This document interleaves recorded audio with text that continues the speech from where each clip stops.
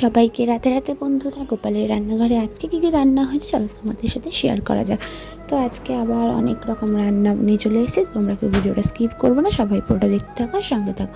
তো এখানে সবার প্রথমেই রয়েছে একদম সাদা ভাত, তার সাথে রয়েছে আমাদের কাতলা মাছের ঝাল, হ্যাঁ একদম টমেটো দিয়ে সব দিয়ে কাতলা মাছের ঝাল। আর তার সাথেই রয়েছে আজকে পেঁপে সেদ্ধ।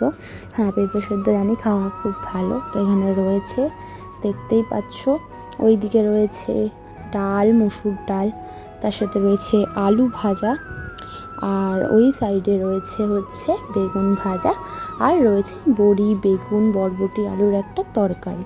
তো এই আজকে আমাদের রান্না। তোমাদের ভিডিওটা ভালো লাগলে অবশ্যই লাইক, কমেন্ট, শেয়ার, চ্যানেলটাকে সাবস্ক্রাইব করো।